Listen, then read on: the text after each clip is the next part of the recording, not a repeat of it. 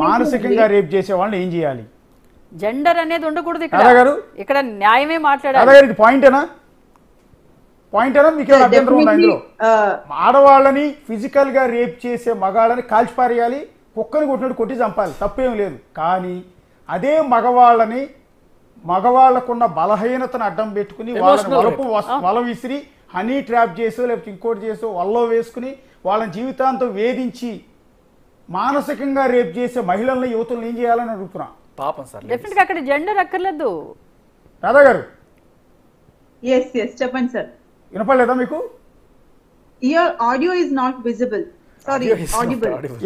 ఇప్పుడు ఆడవాళ్ళ మీద అత్యాచారాలు చూస్తూ ఉన్నామండి.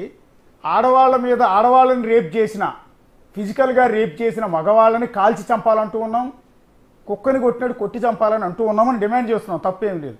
కానీ అదే మగవాడిని మానసికంగా రేప్ చేసి ఒక జెండర్ బయాస్ మాత్రం ఉండకూడదు. ఫిజికల్ గా కాదండి, ఆడవాళ్ళు ఫిజికల్ గా మగాడిని రేప్ చేసే అవకాశం ఉండదు, కానీ మానసికంగా రేప్ చేస్తున్నారు కదా.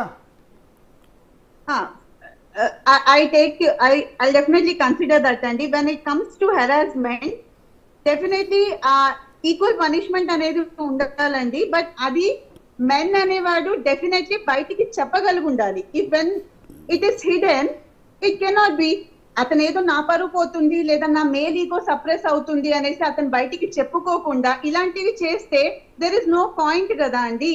అప్పుడు అదర్ మెన్ కి కానీ ఆర్ ఏదైతే మెన్ కమిషన్ అంటున్నారో లేదా మెన్ రైట్స్ గురించి ఫైట్ చేయాలనుకుంటున్నారో, when some of the other men has to come forward and they have to present their views like we are being harassed in this way, so we need some laws to be modified, some IPC sections అనేవి amend అవ్వాలి అనేసి అప్పుడు protest చేస్తే కానీ రావు కదా అండి. ఒకసారి కాదు, ఒక ఉమెన్ రైట్స్ కానివ్వండి ఆర్ ఉమెన్ కమిషన్ ఏర్పడడానికి అది చాలా ఈజీగా జరగలేదండి. దానికి కూడా ఎన్నో ఇయర్స్ పట్టింది.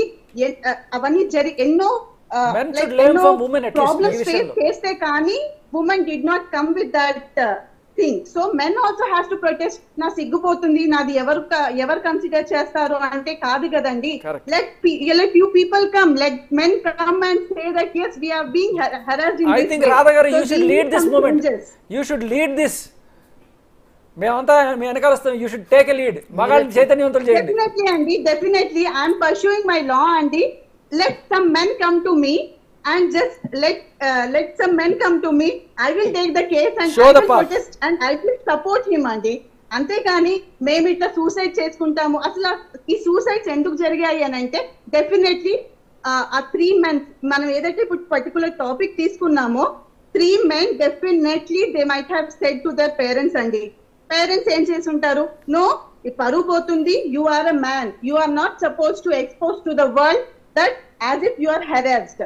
సో మీరు హెరాస్ అవ్వరు అనేసి చెప్పుకోవడానికే ఇబ్బంది ఫీల్ అయినప్పుడు how will a government or the laws అనేసి చట్టాలు అనేసి ఎట్లా చేంజ్ అవుతాయండి? ఎట్లా ఎక్స్పెక్ట్ చేస్తాము? ఇలాంటి డిబేట్స్ 10 పెట్టండి, 10 పెట్టినా కూడా అవ్వదండి. దీనికి ఎన్నో ఇయర్స్ పట్టుద్ది. వచ్చాయి అని అంటే ఇవన్నీ ఎన్నో ఫైట్స్ ఎన్నో ధర్నాలు చేస్తే గానీ రాలేదండి. అలాగే ఇప్పుడు మెన్ కమిషన్ కానీ మెన్ రైట్స్ కూడా ఒక లైమ్ లైట్ లోకి రావాలి అని అంటే ఇలాంటివి ముందు తర్వాత కాదండి. ఇట్లా ఒక through this media definitely I would say to every men that if you are facing some problem just come out and give the complaint in the police station. Basha గారు ఒక చిన్న బ్రేక్ తీసుకున్నాం. అరుణ గారు, బ్రేక్ తర్వాత ఇప్పుడు ఎవరైతే ఆత్మహత్య చేసుకుని ఈ లోకాన్ని వదిలి వెళ్ళిపోయిన ముగ్గురు ఉన్నారో ఆ ముగ్గురు భర్తలు, ఆ ముగ్గురు తండ్రులు, ఆ ముగ్గురు చెల్లెళ్ళకి అన్నలు, ఆ ముగ్గురు ఒక తల్లికి ముగ్గురు కొడుకులు, సో అన్ని పాత్రలు పోషించారు వాళ్ళ లైఫ్లో. అలాంటి ముగ్గురు ప్రాణం తీసుకోవడానికి కారణం ఆ ముగ్గురిని ఫిజికల్గా కాదు కానీ మానసికంగా వాళ్ళ భార్యలు రేప్